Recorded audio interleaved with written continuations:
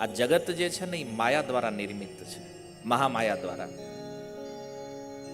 અને આખા જગતમાં જેટલા પણ જીવ છે એ બધા 3 ગુણોથી બંધાયેલા છે. આ જગતમાં જે કોઈ વસ્તુ છે એ પણ 3 ગુણનું જ પરિણામ છે. અને આવી ત્રિગુણાત્મકી જે માયા છે ભગવાનની, આ માયા બહુ ખતરનાક છે.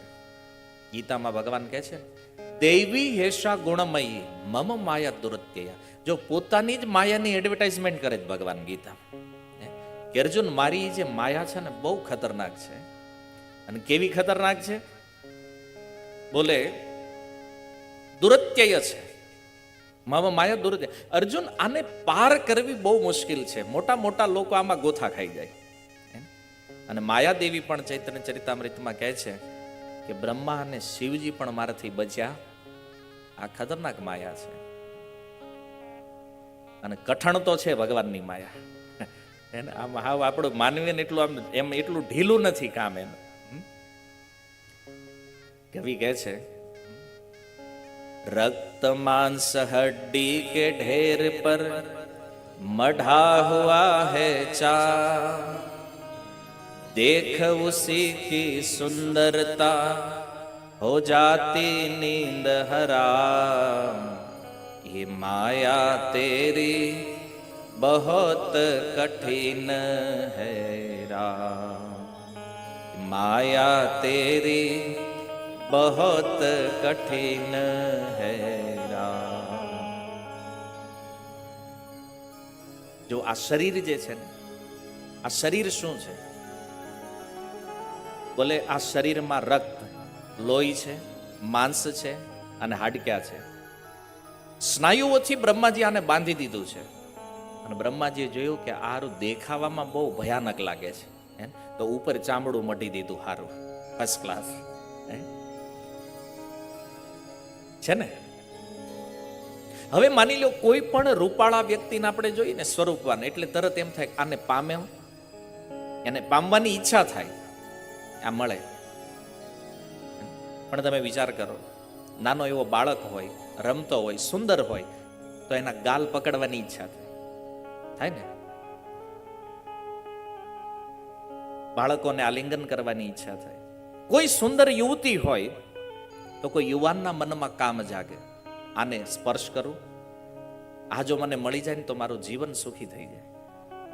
અને તમે વિચાર કરો કે પુરુષ અને સ્ત્રીનું જે આકર્ષણ છે એ જ આ જગતનો સિદ્ધાંત છે. પણ જ્યારે આપણે કોઈના ગાલને સ્પર્શ કરીએ, કોઈને ટચ કરીએ, તમને ખબર છે તમે શું અડો છો? એ માંસનો લોચો છે, બીજું કાંઈ નથી. પણ સારું કેમ લાગે છે?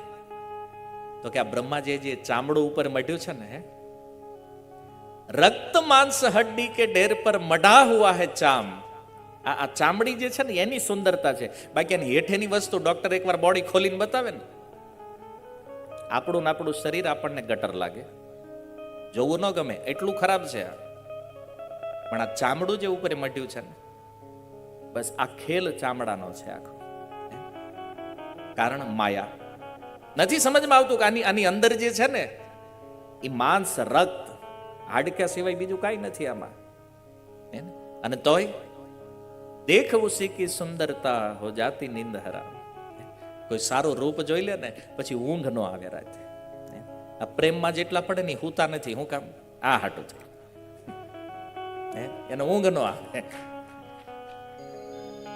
ઊંઘ આરામ કરી નાખે. પણ એને ખબર નથી આ આખો ખેલ જે છે ને એ માયાનો છે. આ માયા કરે છે. કરતા નિત્ય વિરોધ ક્રોધ કા કહેતા બુરા પરિણામ, कहता बुरा परिणाम, होता क्रोध स्वयं तो होती वाणी भी न लगा, वाणी भी न लगा, ये माया तेरी बहुत कठिन है राम, ये माया तेरी बहुत कठिन है राम. જો કોઈ માણસ કહેતો હોય કે ક્રોધ ન કરાય, બધાને ઉપદેશ કરતા હોય ક્રોધ ન કરાય ક્યારે, પણ કોઈ પૂછે શું કામ ન કરવો જોઈએ ક્રોધ? બોલે ક્રોધનું પરિણામ બહુ ભયાનક છે, પરિણામ બહુ ખતરનાક છે. તો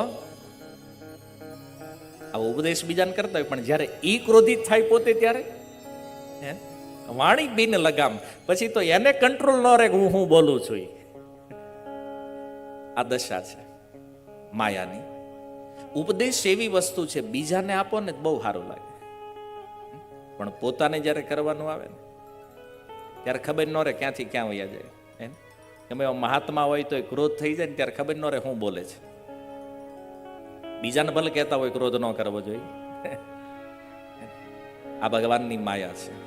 ને એક વાત તો કહે છે, મૃત્યુ દેખતા હૈ ઓરો કી રોજ સવેરે શામ, રોજ સવેરે શામ, भवन बनाता ऐसे जैसे हरदम यहाँ मुकाम, हरदम यहाँ मुकाम, ये माया तेरी बहुत कठिन है राम, ये माया तेरी बहुत कठिन है राम.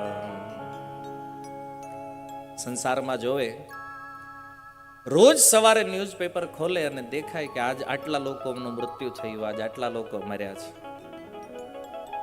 એમાંથી ઘણા ઘણાને તો પોતાની હાથે બાળ્યા હોય સ્મશાનની અંદર એડે. અને તોય ભવન બનાતા એસે જૈસે હરદમ યહાં મુકામ. અને મકાન તો એવા બનાવે કે કાયમ પરમેનન્ટ અહીં રહેવાનું હોય. ખબર જ છે એક દિવસ જવાનું છે, તો માથાકૂટ કેવડી.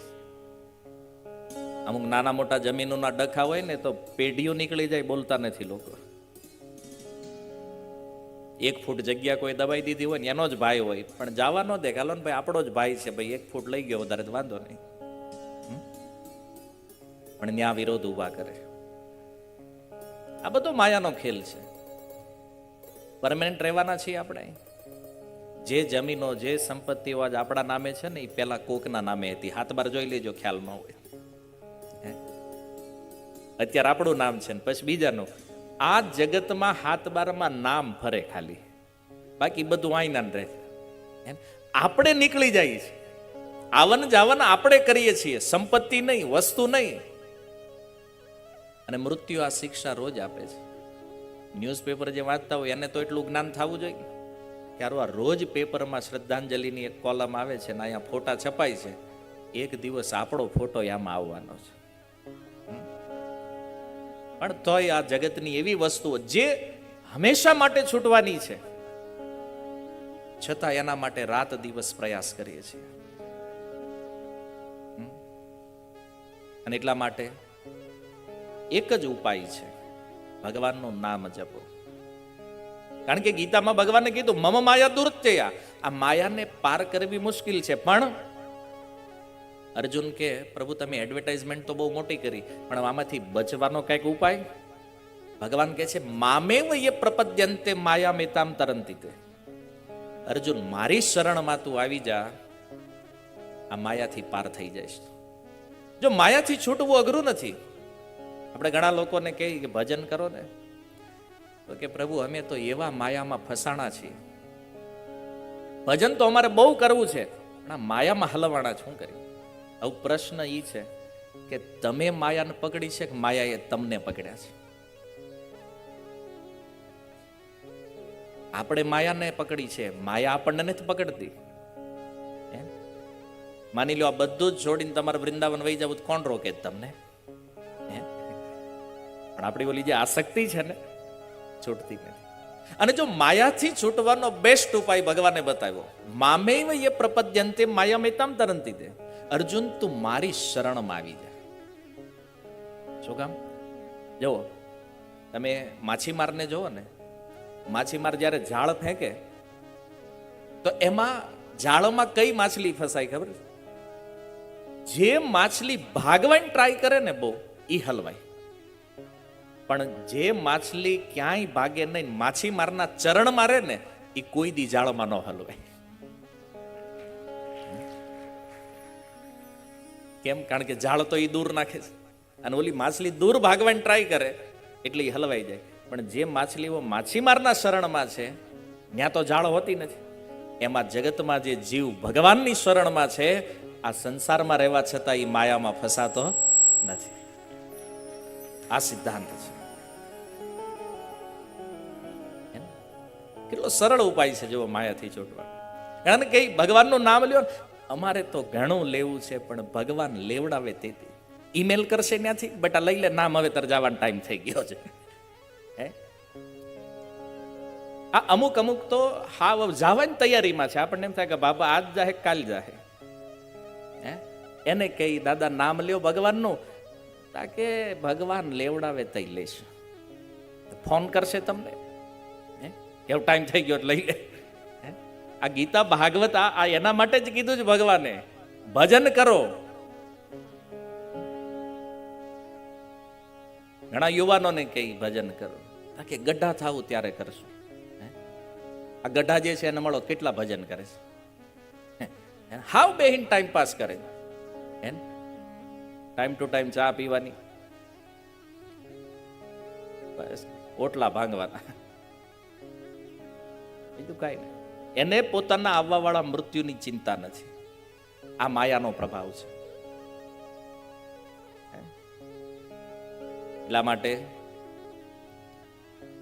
હંમેશા યાદ રાખો, ધામના સ્વેન સદા નિરસ્ત કોહકમ. આ સંસારથી પરે ભગવાનનું એક ધામ છે. આ જગત રહેવા લાયક નથી. માની લો કોઈ વ્યક્તિ જેલમાં જાય તો એને ત્યાં ગમે? હંમેશા છૂટવાની ટ્રાય કરે ને, પોતાના ઘરે જવાની ટ્રાય કરે. આપણું ઓરિજિનલ ઘર જે છે ને એ ભગવાનનું ધામ છે. અને આ મનુષ્ય જીવન મળ્યું છે ત્યાં જવા માટે. અને ધામ કેવું છે? ગીતામાં ભગવાન કે ન સૂર્ય ન શશાંકો ન પાવક યદ ગત્વા ન નિવર્તન્તે તદ ધામ પરમમ મમ. હે અર્જુન, મારું એ ધામ સ્વયં પ્રકાશિત છે. ત્યાં સૂર્યની જરૂર નથી, ચંદ્રના પ્રકાશની જરૂર નથી. જન્મ મૃત્યુ જરા વ્યાધિના દુઃખથી રહિત. કોઈ કામ ધંધો નહીં, કોઈ ઓફિસ નહીં, કોઈ નોકરી નહીં. રોગ નથી, વૃદ્ધાવસ્થા નથી, જન્મ નથી, મરણ નથી. આવું સનાતન શાશ્વત સુખ જ્યાં છે ને, ભગવાન કે છે એ મારું ધામ છે. અર્જુન ન્યા આવી જા. કેમ? બોલે એક વાર અહીંયા આવ્યા પછી આવો જીવ ફરીથી આ ભૌતિક જગતમાં આવતો. આ ભગવાનનું ધામ છે.